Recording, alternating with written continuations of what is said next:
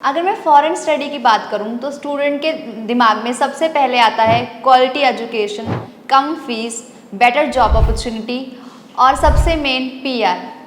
लेकिन इन सारी रिक्वायरमेंट्स को कंप्लीट करता है जर्मनी। जी हाँ, आज इस वीडियो में हम बात करेंगे जर्मनी स्टडी वीज़ा को लेके।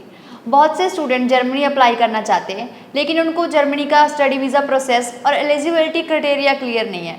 तो आज इस वीडियो में हम पूरा प्रोसेस और एलिजिबिलिटी क्राइटेरिया डिस्कस करेंगे, तो एंड तक हमारे साथ जुड़े रहें। लेकिन अगर आपने हमारे चैनल को सब्सक्राइब नहीं किया है तो ऐसे ही वीडियोस देखने के लिए हमारे चैनल को सब्सक्राइब कर लीजिए। तो सबसे पहले हम बात करेंगे कि जर्मनी स्टडी वीज़ा अप्लाई करने के लिए आपकी एलिजिबिलिटी क्या होनी चाहिए, जर्मनी का एलिजिबिलिटी क्राइटेरिया क्या है। तो अगर तो आप बैचलर के लिए जा रहे हैं तो आपकी जो कम से कम परसेंटेज है वो 60 हो। बहुत सी ऐसी यूनिवर्सिटीज़ हैं जो आपको 50% पे भी ऑफर लेटर देती हैं, लेकिन ट्राई करें कि आपकी कम से कम परसेंटेज 6 हो, दैट आपके लिए बहुत और जो है यूनिवर्सिटीज़ की ऑप्शन अवेलेबल हो। और अगर मैं बात करूँ आपकी लैंग्वेज प्रोफिशिएंसी टेस्ट की, तो पीटी में आपका कम से कम स्कोर 59 होना चाहिए और अगर आपने आइल्स किया है तो 6 ओवरऑल स्कोर आपका होना चाहिए जर्मनी अप्लाई करने के लिए। लेकिन अगर आप मास्टर्स के लिए जा रहे हो तो उसमें परसेंटेज की जो रिक्वायरमेंट है वो सेम है कि आपकी कम से कम परसेंटेज 60 हो। पीटी की भी सेम है, मतलब 59 आपके कम से कम स्कोर होने चाहिए। अगर इससे ज़्यादा है तो वही आपके लिए जो अपॉर्चुनिटीज़ जो ऑप्शंस जो है वो ज़्यादा हो जाएंगी, लेकिन कम से कम 59। और अगर आपने आइल्स किया हुआ है तो ओवरऑल 6.5 स्कोर आपके होने चाहिए। तो ये था जर्मनी का एलिजिबिलिटी क्राइटेरिया। लेकिन अब हम बात करेंगे प्रोसेस की। जर्मनी स्टडी वीज़ा का प्रोसेस क्या है। तो सबसे पहले मैं आपको बता दूं कि जर्मनी का जो वीज़ा प्रोसेस है वो सेम एज़ कनाडा है। मतलब अगर आपको कनाडा का जो स्टडी वीज़ा प्रोसेस मालूम है तो ये आपके लिए समझना ईजी होगा।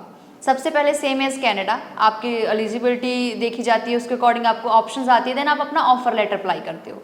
ऑफर लेटर में वैसे बहुत कम पॉसिबिलिटी है कि आपको कोई इंटरव्यू आए, लेकिन अगर आपको कंडीशनल ऑफर लेटर आता है तो उस पर आपको इंटरव्यू क्लियर करनी होगी, देन आपको अनकंडीशनल ऑफर लेटर मिलेगा।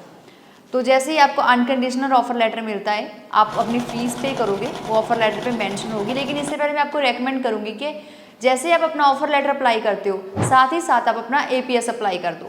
एपीएस बेसिकली होता क्या है कि आपके डॉक्यूमेंटेशन वेरीफाई किए जाते हैं, वेरीफाई करने के बाद आपको एपीएस इशू किया जाता है और एपीएस के बिना आप फाइल नहीं लगा सकते।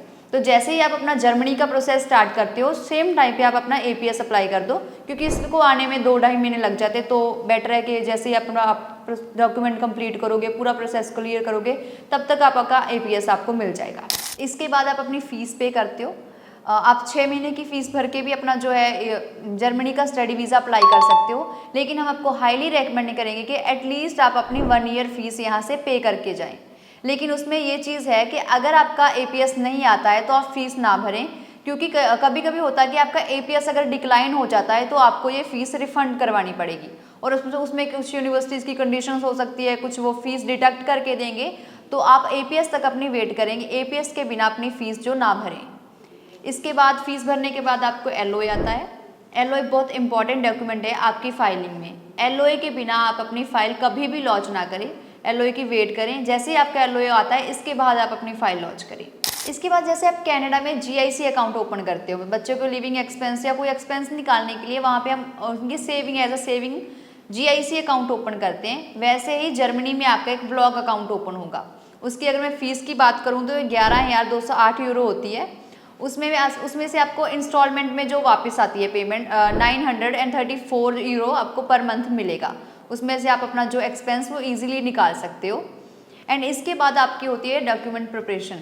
वो आपकी मतलब जैसे हो गया आपकी फीस रिसिप्ट हो गई, आपका एलओए हो गया, आपका एपीएस हो गया, ब्लॉक सर्टिफिकेट हो गए, ये सारे डॉक्यूमेंट आपके फाइल में जाएंगे। इसके बाद आप अपने डॉक्यूमेंट प्रिपेयर करते हो एंड देन जो आपकी फ़ाइल है वो एम्बेसी में इन पर्सन सबमिट होगी।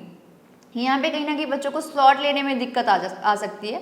तो अगर आपके डॉक्यूमेंट कंप्लीट है तो ट्राई करें आप अपने पहले ही स्लॉट बुक कर लें अगर पॉसिबल है। अदरवाइज ऑन द स्पॉट आप स्लॉट ले सकते हो और इन पर्सन वहाँ पे अपनी फ़ाइल जो है सबमिट करवा सकते हो। इसके बाद आपकी जो एम्बेसी फ़ीस होती है 75 यूरो आपको एम्बेसी फ़ी पे करनी होगी। तो ये ओवरऑल प्रोसेस है कि कैसे आप अपने जर्मनी स्टडी वीज़ा अप्लाई कर सकते हो। आपकी एलिजिबिलिटी क्राइटेरिया मैंने आपको बता दिया, ओवरऑल प्रोसेस मैंने बताया है। इसमें भी अगर आपको कोई भी डाउट है जर्मनी के प्रोसेस में, एलिजिबिलिटी क्राइटेरिया में, या फिर जर्मनी को लेके कोई भी आपको डाउट है तो आप हमें कमेंट कर सकते हैं। हमारे नंबर दिए गए हैं, आप हमसे कांटेक्ट कर सकते हैं, आपको आंसर मिल जाएगा। तो इस वीडियो को ज़्यादा से ज़्यादा शेयर कर दीजिए। Thank you.